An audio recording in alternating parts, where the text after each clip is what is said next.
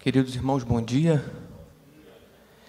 Queria saber se há alguém que nos visita hoje pela manhã, pela primeira, segunda, terceira vez. Se você está aqui, por favor, erga uma das suas mãos para você ser alcançado com um abraço da igreja. Me parece que só temos os de casa. Um bom motivo para a gente convidar alguém aqui à frente. Sejam muito bem-vindos, vocês vão receber um cartãozinho da igreja. Se vocês quiserem botar um pedido de oração aí, deixar o endereço para receber a comunicação da igreja, é muito bem-vindo. Deus abençoe. Queridos irmãos, vamos ficar de pé e vamos ler a palavra de Deus no Evangelho segundo Mateus, capítulo 16. Nós vamos ler um único versículo para o guardarmos no coração. Evangelho segundo Mateus, capítulo 16, verso de número 18. Eu gostaria que você alimentasse o desejo de que, por meio dessa palavra, o Senhor transforme a sua vida. Que nessa manhã o Senhor possa renovar. Quem sabe há tanto tempo você não tem uma palavra específica, uma palavra rema, uma palavra que parece que desce dos céus fresquinha para o seu coração. Então, hoje é uma excelente oportunidade para você desligar o automático e pedir que o Senhor fale ao seu coração por meio da palavra inspirada. Mateus capítulo 16, verso de número 18, diz assim: é o Senhor dizendo: também eu te digo que tu és Pedro, e sobre esta pedra edificarei a minha igreja, e as portas do inferno não prevalecerão contra ela. Podemos ler juntos? Também eu te digo que tu és Pedro, e sobre esta pedra edificarei a minha igreja, e as portas do inferno não prevalecerão contra ela. Agora vamos ler para você gravar esse versículo. Mateus capítulo 16, 18. Vamos lá? Também eu te digo que tu és Pedro, e sobre esta pedra edificarei a minha igreja, e as portas do inferno não prevalecerão contra ela. Amém. Vamos orar. Senhor querido, Senhor Jesus, Senhor da nossa vida, nós oramos nessa hora, pedindo que o Senhor revele, Senhor, mais do que uma palavra textual, que o Senhor revele essa palavra no fundo do nosso coração, que não seja, Senhor, apenas um conhecimento cognitivo, mas que seja algo que desça a nossa alma, que desperte a nossa vida. E eu ainda oro pedindo que ela possa nos mudar nessa manhã, Pai. Fazer com que nós saiamos daqui almejando aquilo que não almejávamos, querendo viver aquilo que não estamos vivendo, com uma paixão que há muito aguardamos receber do Senhor. Faz assim em nome de Jesus. Amém. Vamos nos assentar, irmãos queridos. Mateus capítulo 16, verso 18.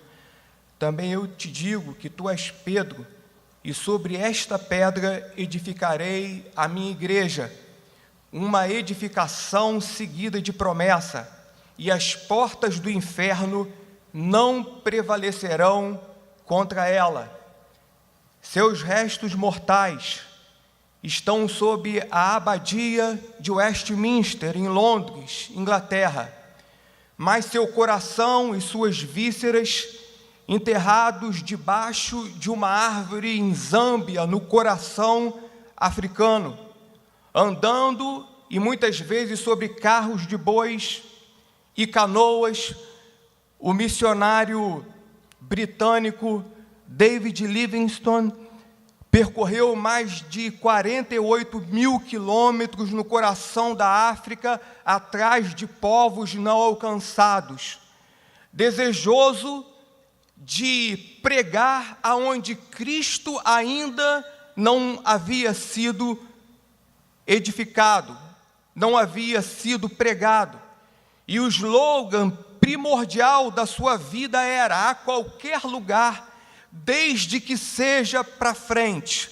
A qualquer lugar, desde que seja para frente. Ouvindo essas coisas, irmãos, e olhando para a minha vida, olhando para a nossa vida, e considerando as nossas médias, apesar delas terem melhorado, eu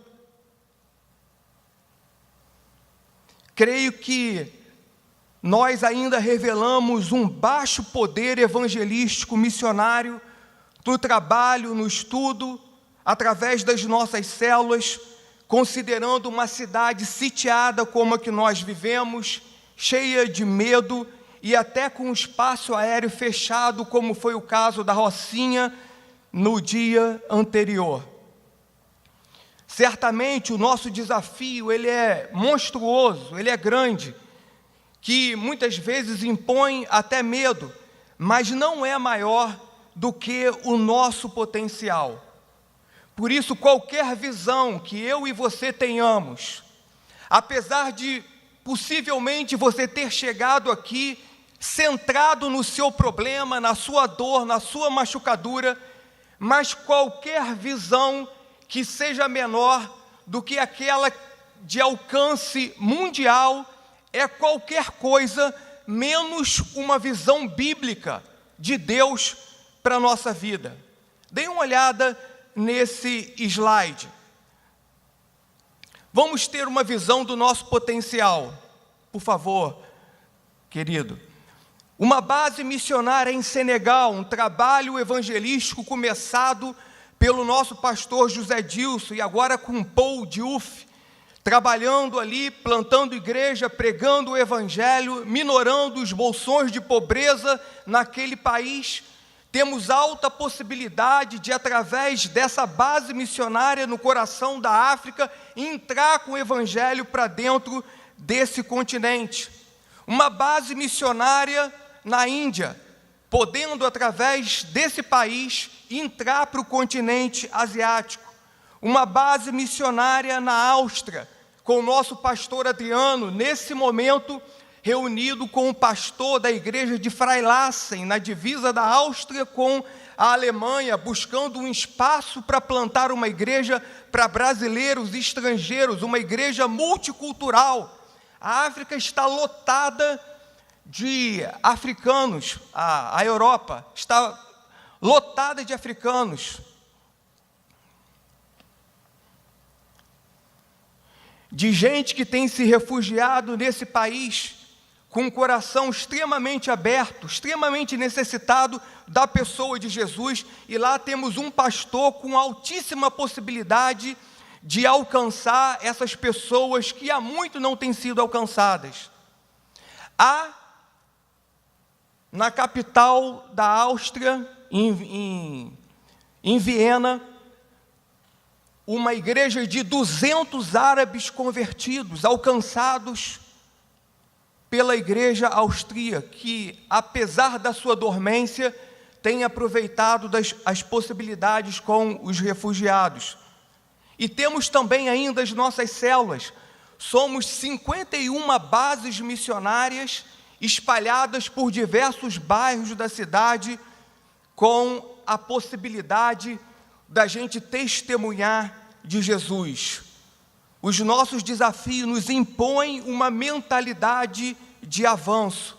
E se olharmos, irmãos, para Betânia, ainda temos uma média de 45% do nosso auditório com a necessidade de ser trazido para a vida útil da igreja, para a avenida central, por onde o nosso trabalho, o nosso serviço, que revela a nossa adoração ao Senhor, tem acontecido. Dei uma olhadinha nesses números, nessa estatística. 55% apenas da igreja se encontra nas células. As células é o nosso principal meio de comunhão e de fogo evangelístico para dentro da nossa cidade. Mas ainda temos 45% do nosso auditório distanciado desse meio de comunhão, de edificação e de evangelismo. 31% apenas da nossa membresia se encontra no principal sistema de ensino da nossa comunidade, que é a nossa escola bíblica, além do discipulado que tem acontecido por meio das células. Apenas 41% da nossa membresia são dizimistas. Nós temos apenas 15% de representatividade adolescente dentro da igreja. 7,5% apenas da nossa igreja frequenta a reunião de oração. As crianças são representadas dentro da nossa comunidade com um percentual de 6,2%, e jovens também 6,2%, somos 0,16%, temos 0,16% de representatividade da cidade de Niterói, considerando uma população de 499 mil habitantes dentro da nossa comunidade. Pensando nisso, eu pensei em a gente refletir sobre o que nós somos, o que nos caracteriza como igreja, o que faz você sair da sua casa, sentar nesse lugar e acordar na segunda-feira. Qual é a motivação que você tem para viver, a principal motivação da sua vida? E como eu e você podemos avançar para a nossa principal vocação da parte de Deus para a nossa vida? Se a vontade de Deus é boa, agradável e perfeita, precisamos repensá-la seriamente nessa manhã, no sentido de experimentar aquilo que é bom e agradável e perfeito para a nossa vida, e isso de forma alguma está desassociado da nossa vocação intrínseca à nossa alma na condição de cristãos, de gente que foi transportada do reino das trevas para o reino do Filho do seu amor. Eu e você precisamos pensar que a felicidade, ela tem o seu epicentro exatamente no centro da vontade de Deus para a minha e para a sua vida, e a nossa vocação revela para o que eu e você fomos chamados. E eu gostaria então de pensar nessa manhã a igreja em avanço por meio de duas respostas para duas perguntas específicas. A primeira, ela nos define, e a segunda, ela revela como eu e você podemos fazer. Vamos à primeira. A primeira pergunta que eu gostaria de responder nessa manhã é: o que é igreja? Porque pode ser que você tenha vivido de maneira equivocada, você senta aqui de maneira equivocada, você vai trabalhar de maneira equivocada, você adora de maneira equivocada. E para que eu possa ser coerente com a minha fé, pautada nas Escrituras, eu preciso saber exatamente o que é igreja à luz da Bíblia, porque me parece que o que nós revelamos na prática como igreja se distancia em muito das Escrituras. Bom, o que é igreja? E eu só faço essa pergunta porque é o próprio Jesus quem fala sobre a edificação e o avanço da igreja no contexto de missão, quando ele diz: edificarei a minha igreja e as portas do inferno não prevalecerão contra ela. Mas o que é igreja edificada por Jesus? A pronúncia igreja vem da palavra grega eclésia, que é constituída pelo verbo grego ek, que significa de. Eclésia tem um radical em cima do verbo kaleo, que significa chamado. Por definição, a igreja ela é chamada para fora de si mesma. Em outras palavras, você que veio aqui pela manhã ouvir a palavra de Deus, precisa saber que Deus te chamou para que você viva para fora de si mesmo. Isso distancia-se em muito de uma visão e de um estilo de vida egocentrado, aonde eu vivo para ter, aonde eu não entendo que dar é melhor do que receber. Muito possivelmente as nossas crises, os nossos problemas, a areia movediça onde nós nos encontramos é exatamente porque nós não olhamos para o outro, nós olhamos para nós mesmos e só vemos problemas. Igreja significa que você é chamado para fora do mundo, no sentido de valores e princípios. Mas igreja também significa que eu e você somos chamados para dentro do mundo, no sentido missiológico, cuja finalidade maior é a transformação desse sistema iníquo, minorando os bolsões de pobreza, com mais equanimidade no acesso à educação, paz e segurança para os residentes acuados dentro da cidade. É por isso que Jesus falou: eis que eu vos envio como ovelhas para o meio dos lobos. Quando nós vamos trabalhar, quando vamos para o setor de saúde, de educação, eu e você somos enviados como ovelhas para o meio dos lobos. Ao entrarem numa cidade, dizei: paz seja convosco. Irmãos, não existe valor mais necessário na cidade de Niterói, nos condomínios, prédios e casas, vilas, favelas, por onde passamos, do que você chegar com uma palavra de paz.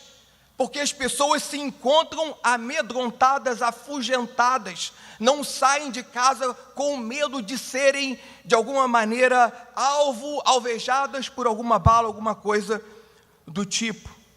A igreja deve então tranquilizar e apaziguar a cidade com uma mensagem de paz, aquela que a gente tem recebido nesse lugar. A igreja é chamada para impactar a cidade com paz, com amor acolhedor e com a mensagem de reconciliação mediada pelo próprio Senhor Jesus. É na reconciliação com Jesus que a cidade vai encontrar paz. A igreja então é uma comunidade missionária, e se deixar de ser missionária, a igreja deixa de ser igreja, ela deixa de viver para a finalidade para a qual o Senhor a constituiu. Por isso o Senhor, com 70, 80 anos, você adulto, jovem, tem essa finalidade para a qual existir, testemunhar de Jesus. Você não trabalha para ter dinheiro, não tem dinheiro para comer, não come para viver. Você existe para a glória de Deus por meio do seu trabalho, por meio das suas conquistas, por meio da sua vida, para você testemunhar de Jesus, exalando o seu bom perfume, ser cheio do Espírito, deixar as pessoas verem cartas vivas através da sua vida. O que é a igreja? A igreja é uma comunidade missionária, e se deixar de ser missionária, se deixar de ser evangelística, se deixar de ser uma testemunha, perde a sua finalidade. Para nada mais presta, senão para ser lançada fora e pisada pelos homens, porque não salga, não ilumina. Por isso eu e você estamos aqui para ouvir esse desafio domingo após domingo e sermos uma bênção, como a palavra de Deus diz: sê tu uma bênção aonde quer que você tenha vivido. Em segundo lugar, se a igreja é uma comunidade missionária, como a igreja pode avançar missionariamente? E mais uma vez, eu só faço essa pergunta porque Jesus situa a igreja no contexto da missão, no contexto da militância. Você não foi chamado para ser um consumidor, para ser um espectador daquilo que outros trazem a esse lugar. Você foi chamado para militar, você foi chamado para servir, para cooperar com o avanço do Evangelho. Irmãos queridos, é a morte viver automaticamente, sabe, uma mesmice, sem que algo novo aconteça na nossa vida. O Senhor nos chamou para viver em novidade de vida, e a novidade de vida acontece quando você está militando, quando você está servindo, quando você está olhando para fora. É aí que que as pessoas nascem de novo, é aí que as pessoas ganham sentido eterno, é aí que elas ganham sentido para viver e para morrer, para sair de casa na segunda-feira, apesar do seu contexto difícil. Eu sei que deve caracterizar a sua vida, mas a sua vida não se resume nessa dificuldade, você tem um propósito maior. Edificarei a minha igreja e as portas do inferno não vão prevalecer sobre ela. A igreja então precisa estar nas residências, nos setores de educação, de segurança, de saúde, de tecnologia, nas empresas privadas e públicas. Você e eu precisamos estar sempre com a consciência de implantar o reino. De implantar o reino. Se não somos qualquer outra coisa, menos igreja, porque perdemos a nossa finalidade. Tenha você a idade que tiver, vossos velhos sonharão, vossos jovens terão visões. Irmãos queridos, só precisamos nos encher do Espírito. Quando Jesus diz que as portas do inferno não prevalecerão contra a igreja, é porque Ele a vê avançando, dissipando as trevas da criminalidade, da corrupção, da violência, dos conflitos existenciais, de um coração sem Cristo, por meio da pregação do Evangelho e da oração. É por isso que Jesus diz que a sua igreja é uma comunidade da palavra, porque ela persevera na palavra, na doutrina dos apóstolos. Nós não seguimos apóstolos, nós seguimos a doutrina dos apóstolos. E é uma casa de oração para todos os povos. Significa dizer que a igreja avança quando ela prega a palavra. A igreja avança quando ela ora. Quando ela ora e quando ela prega. Nós vemos em Atos dos Apóstolos, toda vez que a igreja prega, a igreja avança. A igreja ora, os portões se abrem, as barreiras caem e ela avança. É por isso que Paulo diz ao seu jovem pastor Timóteo, dentro de um calabouço frio e escuro em Roma, de onde não sairia mais senão para o martírio, Paulo está olhando para fora, Paulo está olhando para o mundo, Paulo está vendo missionariamente a igreja avançando e diz para o jovem evangelista: prega a palavra, insta, quer seja oportuno, quer não, corrige, repreende, exorta com toda a longanimidade e doutrina. Pois não me envergonho do Evangelho, porque o Evangelho é o poder de Deus para a salvação de todo aquele que crê. E a fé? A fé vem pelo ouvir e ouvir a palavra de Deus, portanto não se intimide, não perca as oportunidades, abra sua boca e a encherei, aproveite as possibilidades da sua função, da sua estada dentro de um ônibus, no contato com as pessoas, pregue a palavra. Mas esta casta não sai senão por meio de jejum e oração. A igreja avança missionariamente, gerando paz e segurança quando prega e ora. Por isso, irmãos queridos, células, orem e preguem. Orem e preguem. Adolescentes, orem e preguem. Casais, orem e preguem. Jovens, orem e preguem. Déboras, orem. Continuem orando, mas não deixem de pregar. Homens de palavra, preguem e orem. Grupo de missões, orem e pregue. Porque a oração não deve se desassociar da pregação. Porque a igreja avança por meio do Evangelho e da oração. Concluindo, irmãos, o que é a igreja? A igreja é uma comunidade missionária chamada para fora do mundo, no sentido da pureza, dos seus valores, mas para dentro do mundo, no sentido de transformá-lo missionariamente. E como a igreja avança? A igreja avança quando ela ora e quando ela prega a palavra. Hoje pela manhã eu gostaria de encerrar essa meditação, dando a você a oportunidade, como eu também a terei, de dobrar o meu coração diante do Senhor e falar: Senhor, restitui-me a minha própria identidade como igreja. Me ajuda a pregar, me ajuda a avançar, porque permanecer estático é nada menos do que a morte. Nós, como o missionário britânico David Livingstone, somos chamados para ir a qualquer lugar, desde que seja para frente.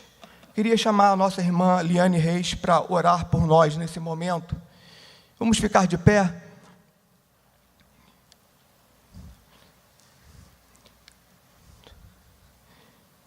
Você que percebe que precisa de uma mudança urgente, séria, grave no seu coração.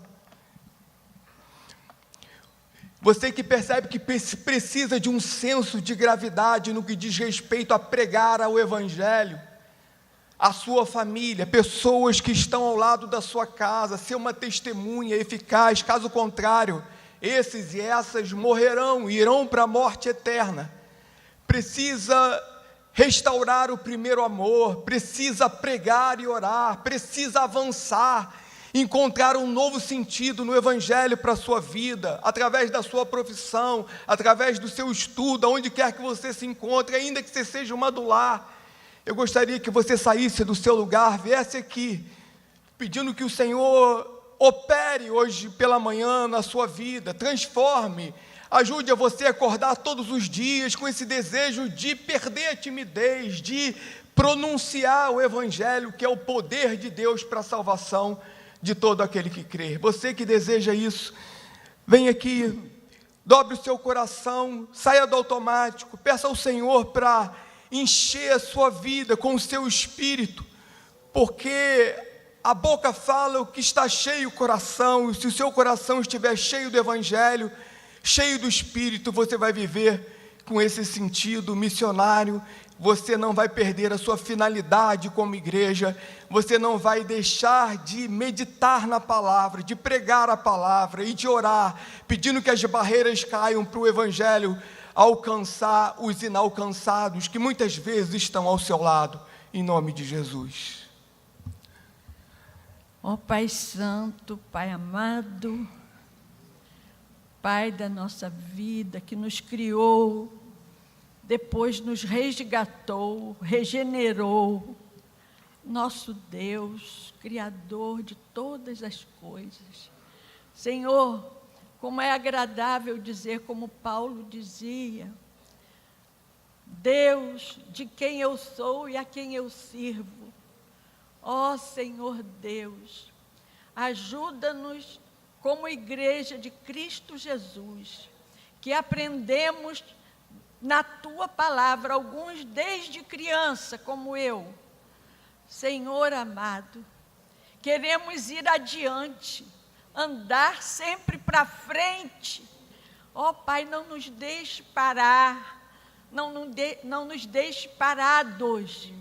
Como o pastor bem lembrou, os mais idosos, como eu mesma, que às vezes me digo que já estou com idade avançada para fazer isto ou aquilo. Senhor, mas o Senhor pode nos dar sonhos, Senhor. Sonhos de crescimento da igreja de Jesus na face da terra. Senhor, que esse seja o nosso alvo maior para serviço a Ti, Senhor. Que seja olhar o nosso vizinho, aquele mais difícil, aquele que dá trabalho ao síndico. Senhor Deus, que nós possamos pensar nele como um possível filho Teu, e não como uma pessoa que não tem jeito e solução. Pai amado, leva-nos, Senhor, a viver de uma forma que quando outros nos virem, percebam que alguma coisa do Senhor está em nós, e que eles se aproximem com alegria da nossa presença, e não com medo, e não com rancor, ou achando que somos intolerantes. Ó Deus Santo, como nós precisamos aprender da Tua palavra, para que o outro também ouça da nossa boca a Tua palavra, e a fé lhe chegue através dela. Senhor amado, é tudo que nós queremos, é tudo que eu desejo na minha vida, Senhor. Não preciso de coisas grandiosas demais para mim, mas quero sim, Senhor, que o teu reino venha, que a tua vontade seja feita, que o teu nome seja santificado, a começar na minha vida, na vida da minha igreja, onde estou aqui como membro, e cada membro dessa igreja, cada criancinha por quem nós oramos todos os domingos, que elas sejam criadas para jamais se desviarem de ti. Nossos adolescentes, nossos jovens, ó Deus, transforma-nos em pessoas que pregam a palavra, que oram pela conversão daqueles que desejamos ver convertidos. Ó Pai, em nome de Jesus, colocamos as nossas necessidades e fragilidades, para que o Senhor faça de nós cartas abertas, Senhor, para o povo dessa cidade de Niterói, e daqui indo até onde o Senhor desejar, em nome de Jesus, e para a tua glória, Senhor. Amém, amém. Que a graça do Senhor Jesus, o amor maravilhoso do nosso Deus e eterno Pai, e o poder do Espírito Santo, que nos leva destemidamente a abrir a nossa boca e pronunciar as palavras de vida eterna, estejam sobre nós, nos enviando a avançar para a glória do teu nome, em nome de Jesus. Amém. Deus abençoe. Vamos para as nossas classes, irmãos.